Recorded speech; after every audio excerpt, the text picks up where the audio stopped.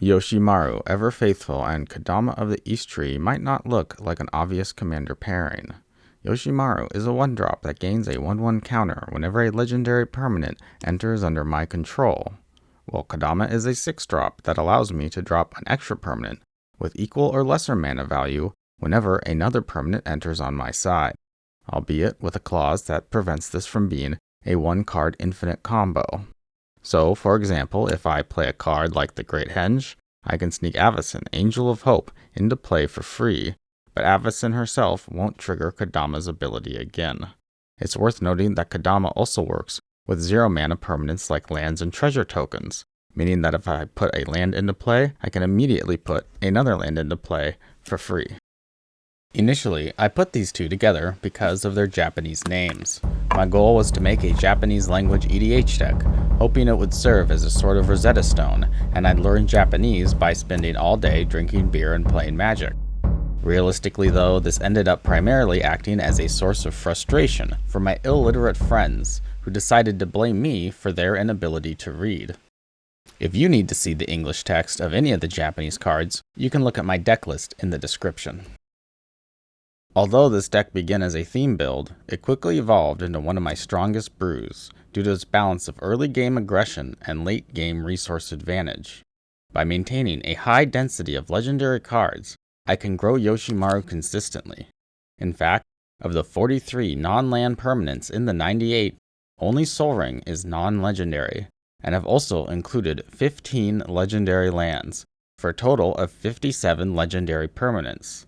The high legendary permanent count ensures that no matter what I'm doing on a given turn, I'm also buffing Yoshimaru. However, this deck is not just about Yoshimaru's early combat strength. Each legendary permanent is valuable on its own, so no matter how many times my illiterate opponents unalive Yoshimaru, I'm still going to be building up a board state which will allow me to draw a bunch of cards and abuse Kodama's ability. Rather than go through every card individually, which you can do via the deck list in the description, I want to show you how different parts of this deck unfold. In a format where most players can't possibly be bothered to think about things like mana curves or color fixing, Yoshimaru consistently comes out turn 1 and begins threatening people immediately. On turn 2, I'm hoping to play one of my 10 1 or 2 drop legendary permanents. If I also play a legendary land, I'll pump Yoshimaru to at least a 3/3. However, depending on the cards, he could be even stronger. With the Flowering of the White Tree, he'll be a 5/4, Ward 1, or with the Ozolith, Shattered Spire, a solid 4/4. An extremely lucky hand could even bring out the Ozolith, Mox Amber, and a 1-drop on turn 2, making Yoshimaru an 8/8.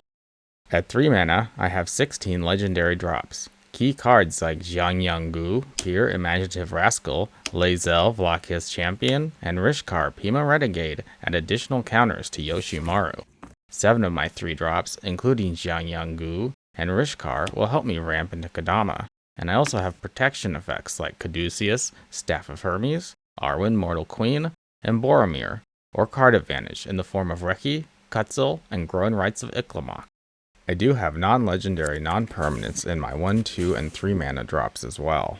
Tamiyo's Safekeeping, Snakeskin Veil, Heroic Intervention, Teferi's Protection, and Inspiring Call help protect my creatures. Swords to Plowshares is great removal, and Explore, Cultivate, and Kodama's Reach are my favorite early game ramp.